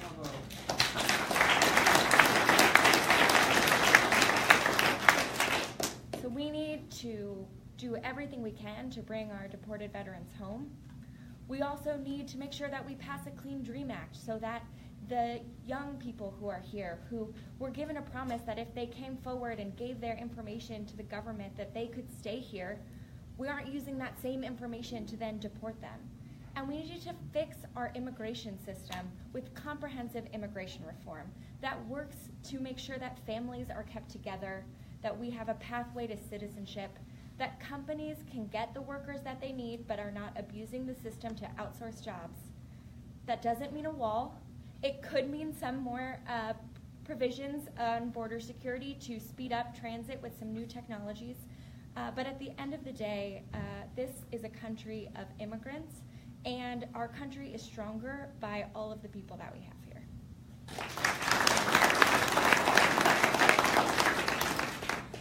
My friend, Congressmember Nanette Barragan from Los Angeles has a bill. She's endorsed our campaign. She has a bill that would rectify this situation. It's unconscionable and disgraceful that we make a promise to those who would serve that if they serve, they are going to have a path to citizenship in this country. And that's a promise that we have to uphold. One deported veteran is one too many. And it is a symptom of a greater problem that I think that this president and this Congress that enables this president is enabling on a daily basis. It's this culture of fear and culture of trying to divide on the basis of country of origin. My grandparents on my mom's side came to this country from Mexico. They were the dreamers of their day. We have dreamers that are working on our campaign today. The stories of these dreamers reinforce that they are the very best of our country. And those who serve honorably and who then cannot enjoy the benefits of this country, for me, there's no greater disgrace. So I want to see there are several legislative vehicles in Congress right now. I want to see us accelerate the process, get as many of them passed as possible so that this does not become a problem that is ongoing. And at the same time, we do have to pass comprehensive immigration reform because this administration, particularly Sessions, believes that if your only infraction is the status of your documentation, that in and of itself is enough to deport. I do not believe that to be the case. And I think what the Republicans are going to try to do, and you watch, Gaspar in particular has been trying to drive a wedge and embrace issues and be a person who goes on Fox and Friends or Fox News whenever she can because she sees it as a winning political issue. We all have to reinforce that fear-mongering is never good politics. We've got to stand up for what we believe as progressives and as Democrats and reject and repudiate those like these Republicans in this race who would try to divide us on the basis of our country of origin.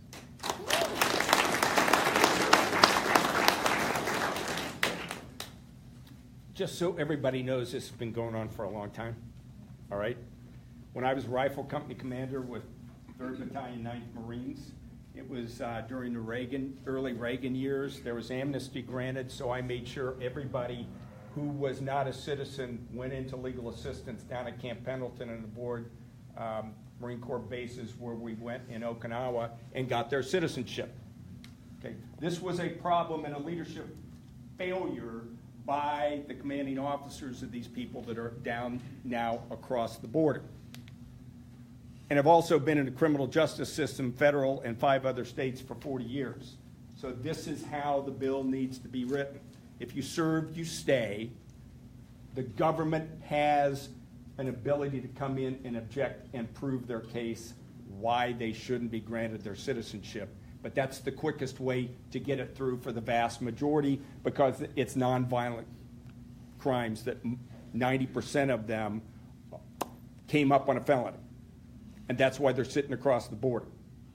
That's the way we can do it. But let me talk about something a little bit broader, because really what we're talking about is a failure to create immigration reform. We've told the Hispanic community for decades, hey, you're on deck. You're going to be at the plate next. We're going to fix this whole mess, and then we don't do anything. And when I say we, if you've noticed, there's a common theme with me that I lay the blame at the feet of Congress first, because that's who has to fix this. And I'm tired of the left, whatever you say you are, blue dog, progressive, although everybody seems to be a progressive all of a sudden. We need to enact immigration reform, and once again, spend political capital. Get it done. That's what we need to do. Thank you.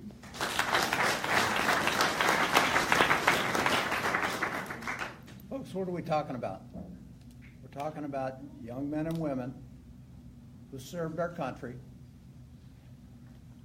and then smoked some pot. Probably got a bunch of pot and sold it to some of their friends. Might have snorted some cocaine. Probably got a bunch of cocaine and sold it to their friends. Why did they do this in the first place? Because they didn't have a job, they didn't have any hope for their future, and they were going down that rabbit hole I discussed earlier. We fix that part of it, many of these people never commit that first crime that's resulted in their deportation. Having said that, they served our country.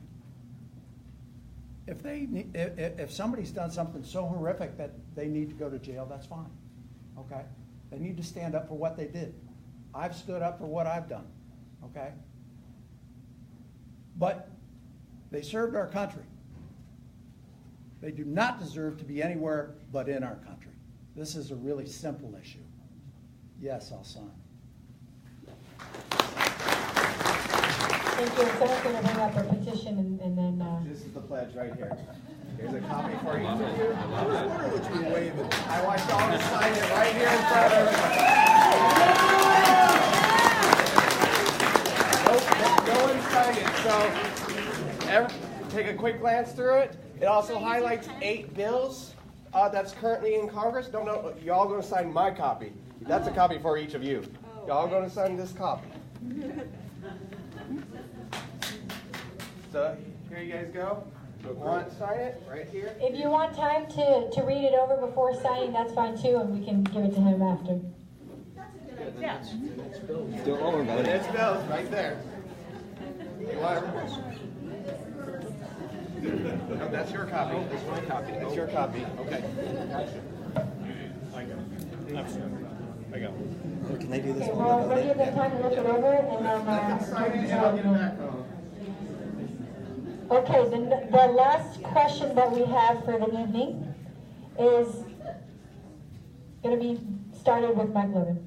Essentially, with respect to Democratic policy, there are few differences between you and the other candidates. Please articulate why you are the best candidate for this district. Well, I think everybody needs to kick the tires on all 4 campaigns and see what we're up to. I encourage anybody in this room to come to one of our 2 offices. We've got one off the 78 at Melrose and Vista. We've got another in South Orange County in San Clemente. I'm a political organizer by background. I've been involved in Democratic and progressive politics since I was 18 or 19 years old. I ran the Democratic Party in Orange County, and I worked on probably 40 or 50 political campaigns at the local, state, and federal level. And I think there's no substitute for direct voter contact. What I mean by that is actually getting out, knocking on doors, walking those precincts, making those phone calls, and meeting people in a community, one-on-one or in groups. We've had 141 house parties in the last year plus since I started this. There's no substitute for that work. Doesn't matter how many glossy mailers you send or how many TV ads you put up, you got to get out in the community, and it takes a long time to do it. I'm incredibly honored by the support we've had out there in the community by people that have really, like I said, kicked the tires on these campaigns and made their own decision. Just this past week, we had the Southwest Carpenters Union and the ironworkers here in San Diego join the IBEW in endorsing our campaign. We're going to have a major labor announcement on Monday or Tuesday of this coming week that I think is going to surprise some folks, but nonetheless reflects the strength of our candidacy. We've got 8 members of Congress that have backed us. We've got, as I mentioned before, the Congressional Progressive Caucus. We've also got the Congressional Hispanic Caucus, along with the Progressive Change Campaign Committee and Democracy for America and the California League of Conservation Voters, with whom I've been working for over a decade. And that's the other thing I want to say. I have worked on policy and gotten legislation passed, very progressive ideas that have required bipartisan support, both in the state of California and in Washington, D.C. I don't need any on-the-job training. I've been doing this a long time. From day one, I can make an impact, particularly as it pertains to sustainability, clean energy, and the environment, and the jobs of the future that we're going to create in this district. And I know if we come together, we're going to make sure we defeat apathy and elect a Democrat to this seat.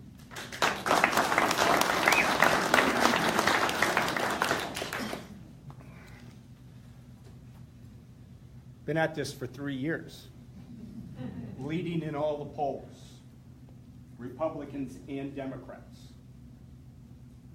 Haven't sent out any mailers, won't. There will be some commercials that will be great sequels because we've already shot them. Anything that I say I've done, I've done.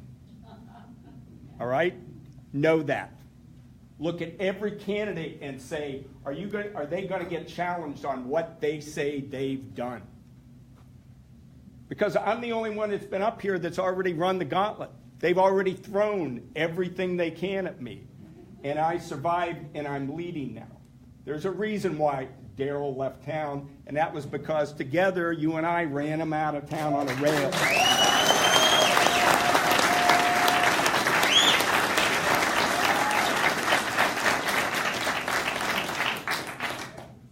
I know Orange County politics because I've been there more than anybody else up here, and it's in the race because I've had a law office up there since really since 1984. Okay, I know Harkey. Nobody up here knows Rocky Chavez better than me. He's a Marine Colonel too. Okay, he just can't put some of the pictures up on his website that I can put on mine. And by the way, Rocky is now against the gas tax, even though he's already voted for it with the Democrats just about 6 months ago. You want to win?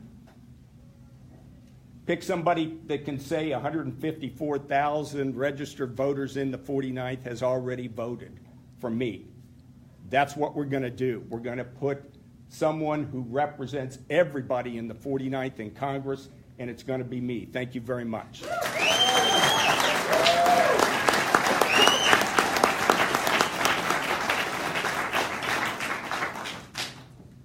Ladies and gentlemen, if I'm fortunate enough to win this race, it's going to be for one reason. I have the strongest message. I'm the only candidate in this race whose family was almost driven into bankruptcy when my mom got sick. Hence, my passion for Medicare for all. I'm the only candidate in this race who's an enlisted veteran. And make no mistake about it, this is a huge veteran district. You all know this. And regrettably, as I mentioned earlier, over 98% of the veterans who commit suicide are dealing with homelessness, are dealing with substance abuse issues. We're enlisted men and women. I'm the only candidate in this race who's been on the wrong end of income inequality. We haven't talked about it much. It's not the forum for that. I've spent 14 years of my life living from paycheck to paycheck on the wrong end of income inequality. I've been a busboy. I've been a cook. I've been a waiter. I've been a sales clerk at Sears and Color Tile. I've been a security guard. You probably saw me at one of the concerts wearing a blue jacket. I'm the only one who had to study, work full time, and take on significant student loan debt in order to graduate, hence my passion about education. And I'm the only one up here who's ever owned a business and created jobs, which is incredibly important to small business owners. Ladies and gentlemen, if I'm fortunate enough to win this race, it'll be because I'm the only one up here who can look you in the eye and truly say, I get it. I know what you're going through. I've been there. We've got to start electing a different kind of candidate, ladies and gentlemen. We've got to start electing a candidate who actually understands the problems Americans are facing today if we hope to fix those problems. I'd very much welcome your support. My name is Paul Kerr. Thank you. Well, we heard some folks on this stage talk about how we need more women in leadership roles and more young people in leadership roles and more different kinds of candidates. I agree. We're seeing women and young people across the country and here in this district get energized and excited in ways that we haven't seen before. And we need to translate all of that energy and give them a reason to come out to the polls. We need to make sure that we're not just hoping people are going to vote against the big bad Republicans, but giving them something exciting to vote for. I'd be the youngest woman ever elected to Congress. We've had 122 men in their 20s and never a woman in her 20s, and only 20% of Congress is female. And we know that that's important. It's no surprise that it was Senators McCaskill and Gillibrand that were so forward-leaning on making sure that we're addressing military sexual assault. It's the female members of Congress that make sure that women's reproductive health care is included in the broader veterans' health care bills. And it's the women on both sides of the aisle who come together and are actually able to pass bipartisan legislation, even in this climate of hyper-partisanship. Like many of you, I'm looking at a broken Washington, and I don't want the same politicians with the same ideas. This year, we don't need to settle for the way things have always been done. We can do something different. We can do something exciting. Our campaign has 14 opportunities per week for you to join us and engage in direct voter contact. We have a message that resonates with voters and the resources necessary to make sure that voters throughout the district hear our message. And I'm confident that we'll be in the top 2, regardless of how many people are in this race.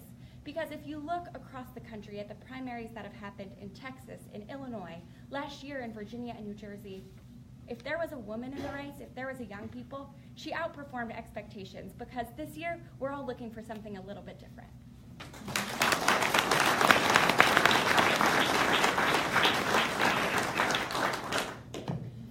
And now, starting with Paul Kerr, we're going to ask that each candidate give their concluding remarks. Is there any way we can address the elephant in the room? No. No. Sorry. Seriously, like everyone I've spoken to since I was in line, all my friends, that's all we're talking about, and that was never addressed here tonight. I think what's really important is that we, amongst you, would like to know how you are going to work together so that we are assured a Democrat at the top of the ticket. Statistically, if you divide the votes and more commercials, are right now Lavender and Applegate have the majority of the top 2, and not for one person. These next 2, you guys are the ones that are pouring the money in, and so your votes are going to come, and it has been shown that there is a huge. I'm sorry, this is a club meeting, Yeah. and you are as a spectator of a club meeting. Let's come to a good commonality, and if you can address that in your concluding remarks, then that would be great. And if not, then maybe we can have a side conversation afterwards, starting with Paul Kerr.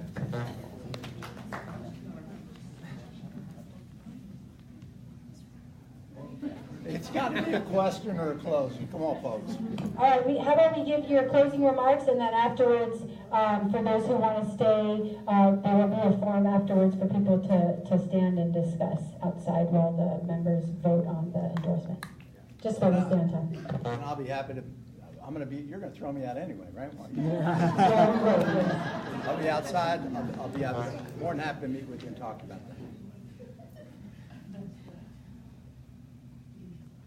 Ladies and gentlemen, I'm so passionate about Medicare for all and health care, universal health care, because of what happened to my family. My dad was almost driven into bankruptcy. He's an incredibly proud man. It's part of who I am now. We need to talk about veterans issues. This has got to be at the forefront of our conversation today. This is a veterans district. Almost 50% of the households in this district will tell you they have either an active duty member of the military or a veteran in their immediate family.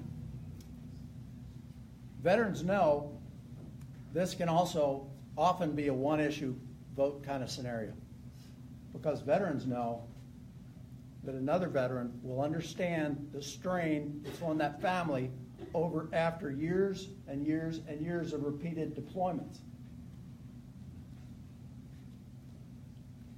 This is a critical time for this country. It's a critical time for this district. I mentioned it a little bit earlier. I am put off by the fact that we are arguably the largest military county in the country, and we don't have any representation.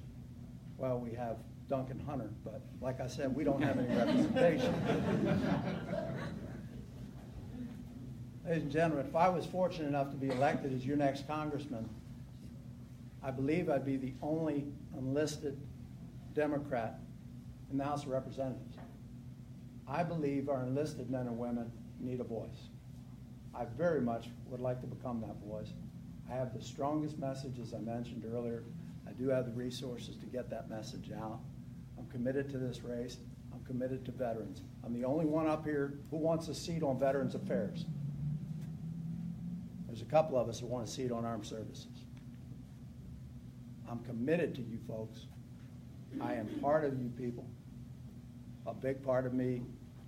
Who I am today is because of the 3 years that I spent in the Navy, and in particular the 9 years afterwards.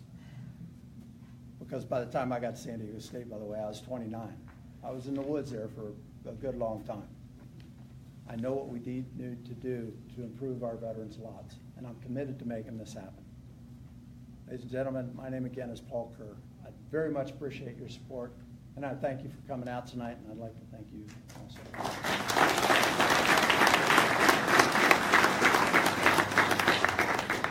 Next, we have Doug Applegate.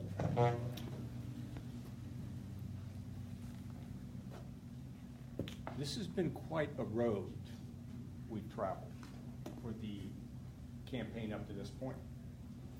Everybody's jumped in the single-payer health care pond when there was a lot of talk about fixing the ACA, but I never talked about that because that was wrong. It was a heritage fund health care system. 20% is devoted to administrative costs, and it also has to account for health insurance companies' profits. Never been for that. Single payer. Education. Always wanted to expand it sooner, preschool, all the way through 16 years, whether or not, and regardless of, parental income. Because if you can join the military at 18 in Europe, you can vote. You are no longer tied to your parents. The only one that's talking about we need to do something about the millennials' student debt. It's $1.3 trillion. If you expect to get back to a robust economy that doesn't depend on international trade that takes our jobs away, you're going to have to do something about education. And it needs to be continuing education. You want to fix privatization? Require governments that are going to privatize to retrain their laid off employees. Education needs to be continuous. It's what we do in the military. Okay, the military has not got the silver bullet for everything, but if you stay in, you're going to continue to get trained and you're going to educate yourself. And we don't do that in the civilian world. And we expect everything the market to take care of it. It's not going to work. There's been a lot said about Trump. I agree with General McCaffrey. He is a national security risk. I've said he's unfit to be the commander-in-chief. But we're picking somebody to run for Congress. You better have somebody that's going to actually fight and spend political capital to get things done. Because if you're just going to read a grocery list, I can tell you this, nothing's going to get done. If you're just going to go along to get on the right committee, nothing's going to get done. If you're not going to say, I don't care if I'm going to lose my seat by voting for gun control, you aren't going to get the gun control. You're going to have somebody that's actually going to do something rather than just want to be a congressman or congresswoman. That's what we need to do. That's what we need to deliver, and we need to change course. Change course. Thank you.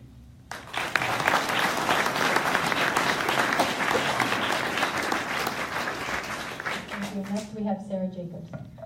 Well, thank you all again for spending Sunday afternoon here with us talking about this incredibly important issue. I joined President Obama's State Department because I believed in his message that change was possible, that we didn't have to settle for the way things had always been. And I was proud to work with my colleagues at the Department of Defense and at USAID and in the Intel community to work to create better security sector assistance packages to make sure that we were adequately addressing better ways to counter and prevent violent extremism. As someone who's worked in foreign policy, I know that Trump's reckless foreign policy actions do not just harm our national security. They put our members of our military at risk. And so I will work every day to make sure that we have a cohesive, a strategic, a well-thought-out foreign policy. Last week, I announced a National Security Advisory Council chaired by Avril Haines, the first female Deputy National Security Advisor. And I know the leaders in our government, or past governments, maybe not this one. I know how to get things done in Washington. I know how to write legislation. I know how to pass legislation. I know how to build coalitions. I hear those of you in the room who are worried about 2 Republicans making it through in November. But we have a plan in place to be in the top 2 with everyone staying in the race and having their campaigns fully run. And I know, and studies show, that fear-mongering and worrying about this, the only thing that it does is actually suppress voter turnout, which is the way that we're going to get to 2 Republicans being in the top 2. What we saw in Texas, what we saw in Illinois, in New Jersey, and Virginia last year is that people are looking for different kinds of candidates, that the public polling that has come out in all of those races and in ours fundamentally underestimates the amount of women and young people that are energized and going to be voting this year in ways that they didn't normally vote. And I think we have to not let fear dictate our policies, and we can't let fear have us be talking about things that are only going to suppress our vote and make our worst fears come true. So again, my name is Sarah Jacobs. I hope that you'll join our team and shake things up and show everyone that change really is still possible. And I would be honored to have your support. Thank you so much.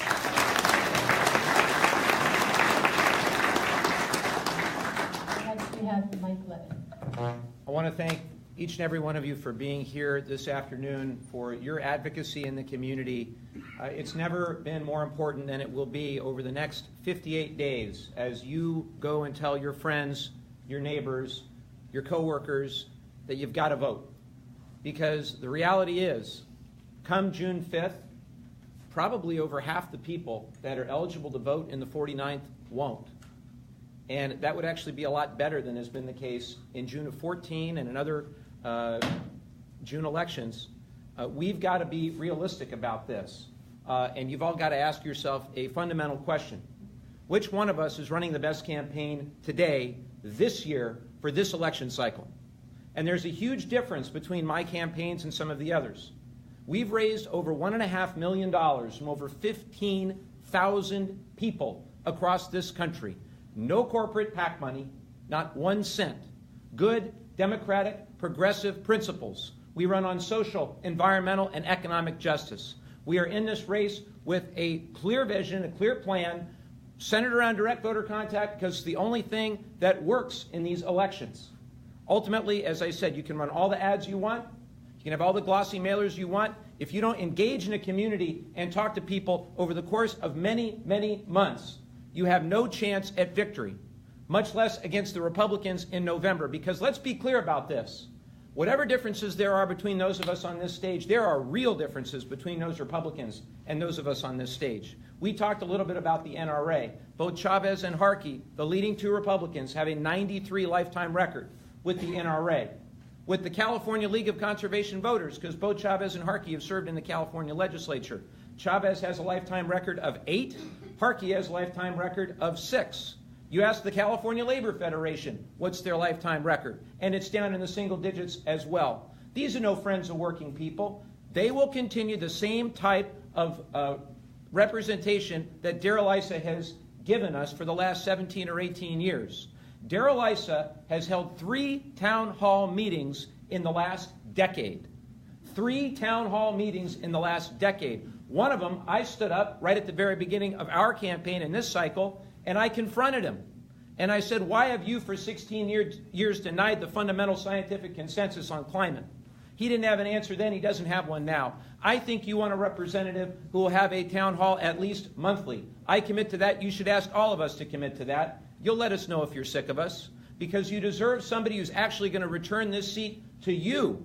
It's your seat. It's your office. It's your election. Let's all wake up and come together and make sure that we elect a Democrat, a strong Democrat that can win not only in June, but in November. And if we unite, I know that we can be victorious. But if we do not unite, we will surely face defeat. I need your help.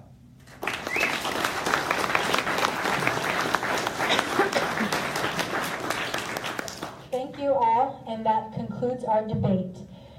Please give our candidates again for the 49th Congressional District a big round of applause.